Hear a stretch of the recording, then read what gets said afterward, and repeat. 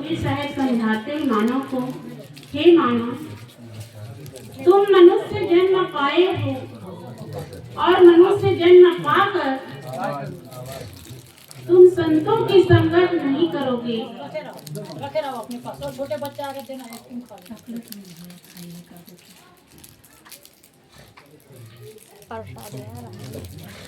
तो साहेब समझाते सदगुरु कबीर साहेब, संगत कीजिए साधु की हरे और की व्यास, ऊंची संगत क्रूर की आठों पहर उपाय।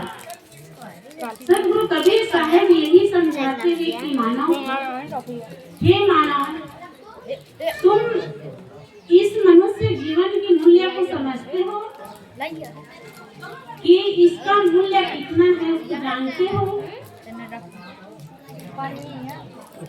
मानुष तन ही दुर्लभ मिले न तुझे बार, पक्का खरजो ढीर करे पगड़ी न लागे डाल।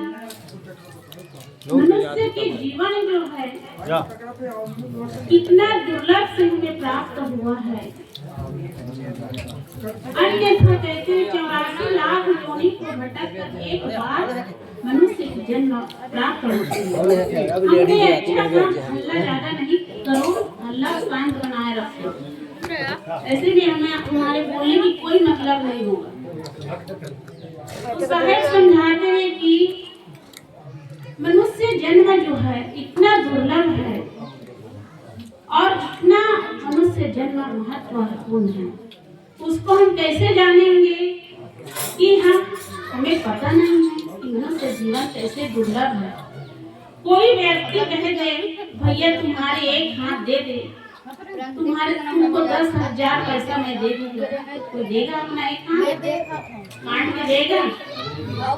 कोई कहे कि तुम्हारे दोनों हाथ दे दे मैं तुझे 20,000 दूंगा, तो कोई देगा? कोई नहीं देगा। कहेगा कि तुम्हारे दोनों आंख दे दे तुझे मैं 50,000 दूंगा, तो दोगे? कोई देने वाला हो? तुम्हारे दोनों कान दे दे, ऐसे कहेगा तो तुम्हारे 30,000 दूंगा कान का, तो तुम दोगे? नहीं, मेरा कान का आवाज चले जाए तो मैं क्या करूंगा? मैं बहरा बन के, मेरा आंख चला जाए तो मैं क्या करूंगा? दुनिया को देख नहीं सकूंगा, एक पैसा मैं क्या करूंगा? तुम्हारे दोनों पैर दे दो, ऐसे कहेगा तो 1 लाख दूंगा, कहेगा तो दोगे? कोई नहीं देगा। तो ये मनुष्य जीवन जो है अरबों और खरबों का है, अरबों खरबों पैसा भी देने के लिए तैयार हो जाएगा, लेकिन तुम्हारे शरीर पूरा दे दो करके कहेगा तो दोगे? दोगे क्या? दोगे क्या? बोलो। अरबों खरबों पैसा दे देगा, फिर भी तुम अपने शरीर को नहीं दोगे। तुम चले जाओगे तो तुम्हारे अरबों खरबों पैसा क्या काम का है? एक कौड़ी भी तुम्हारे काम आने वाला नहीं है।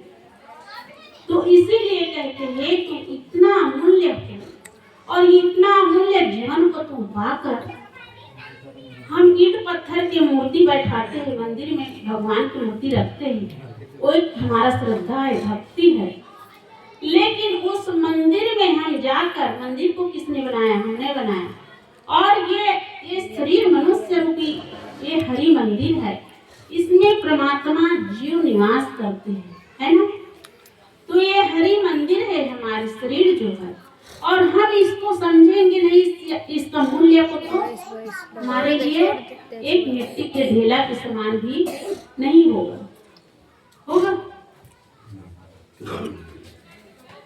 तो साहब इसीलिए समझाते हैं कि तुम कितने अमूल्य हो और मनुष्य जीवन को पाकर तुम व्यर्थ में नष्ट समय कर रहे हो, तुम्हारे समय नष्ट में जा रहे हैं। तो व्यक्ति पूछता है कैसे साहब मेरे नष्ट समय कैसे नष्ट में जा रहे हैं?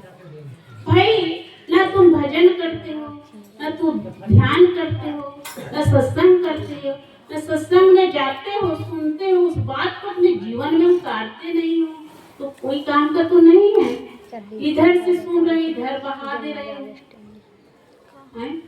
अब ये शहरी मंदिर में लोग जो है ईंट पत्थर के मंदिर में दूध फल फूल नारियल चढ़ाते हैं ना, और हमारे जो इतना अरबों खरबों के शरीर हरि मंदिर बना हुआ है, इसमें हम क्या चढ़ाते हैं? शराब, अंडा, गुटखा, मांस, मछली, बीड़ी, तम्बाकू ये चढ़ाते हैं ना। और कितना ये अरबों खरबों का ये मंदिर हमारा बना हुआ है और उसमें हम वही गंदगी चढ़ा रहे हैं। तो हमारे जो बैठा हुआ है यहाँ पर, बोले सतगुरु कबीर साहब की, तो हम जब अगर कोई व्यक्ति हमारे शरीर यदि निकल जाए, जीव निकल जाए, शरीर यहीं पड़े रहे, कोई कहेगा नहीं ये शरीर जो है ये पड़ा है, ये साध्वी लोग है, संत लोग है, और यही एक मिट्टी के ढेला को रख दो, मिट्टी के ढेला रख दो और हमारे शरीर यही हमारे लाश पड़े रहे। समझने की बात है। तो कोई कहेगा भैया ये साध्वी तो बढ़िया प्रवचन सुनाते थे, प्रवचन करती थी, तो इसको ले जाओ ना आपके घर में, अच्छा अच्छा बात बताती थी, तो तुम ले जाओगे? ले जाओगे क्या? बोलो, जवाब दो, ले जाओगे? और मिट्टी के ढेला को कहेगा भैया ये मिट्टी के ढेला ले जाओ, चल तो इसको ले जाता हूँ, ये तो कोई जगह कोई काम में लग जाएगा। मिट्टी के ढेला जो है, ढेला समझते हो ना, मिट्टी के ढेला, वो मिट्टी के ढेला को उठा के ले जाएगा, लेकिन ये शरीर जो है तुम्हारे छूट जाएगा तो तुम्हारी कोई रखने वाला नहीं है। एक मिट्टी के ढेला के भी इतना महत्व तुम्हारे शरीर होने वाला नहीं है। तो साहब यही बात समझाते हैं कि तुम इतना अरब खरबों की पैसा की मूल्य है, लेकिन तुम्हारे शरीर का कोई मूल्य नहीं है। इसके बगैर बिना भक्ति की, बिना ध्यान की, बिना सुमरन की, बिना नाम की तुम अपने आप को भूल गए हो। हम सबको जान रहे, हम रामायण पढ़ रहे, गीता पढ़ रहे, भागवत पढ़ रहे, सब देवी देवता की हम पूजा कर रहे, लेकिन हमारे शरीर रोम रोम में 36 कोटि देवता विराजमान है। नहीं है, नहीं बताते कि ये शरीर में सब देवता का निवास है, करके नहीं बोलते हैं, कहते कि नहीं कहते संत गुरुजन, रामायण में भी बताते हैं। तो हमारा ये मूल्य कैसे ही हमारा मूल्य होगा? भक्ति के बिना हमारा जीवन अधूरा है। एक मिट्टी के ढेला के बराबर नहीं है शरीर के, और जब तक ये जीव है तब तक हमारा महत्व है, और जीव निकल जाए तो हमारा कोई महत्व नहीं है। और ये भक्ति के बिना जीवन अधूरा है। तो इसीलिए आप लोग ये हरि मंदिर को सुंदर ज्ञान से सजा लो, भक्ति से सजा लो, और मानो जीवन अपने आप को जानो कि हम इस दुनिया में क्यों आए हैं, किस लिए आए हैं। तो साहब समझाते हैं कि तुम्हें संगत कैसे की करना चाहिए। संगत कीजिए साधु की हरे और की व्यात, ऊंची संगत क्रूर की आठों पहाड़ उपार। साधुओं की संगत, साधुओं ने हम सादा सादा पहले इस की संगत नहीं कह रहे, रंगीन कपड़ा में भी जो साधना करते हैं, जो व्यक्ति साधना जीवन में अपने जीवन समर्पित कर रहे हैं, गृहस्थ जीवन में रह के, वो भी एक साधु होता है कि नहीं होता?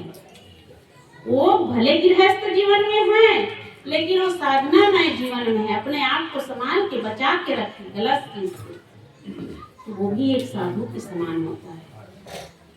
तो इसीलिए कहते हैं साहेब, संगत कीजिए साधु की हरे और की व्यात, ऊंची संगत क्रूर की आठों पहाड़ उपार। क्रूर व्यक्ति की, गलत व्यक्ति की संग करेंगे हम तो आठों पहाड़ तुम्हारे मन जो है उसी में घूमते रहेगा।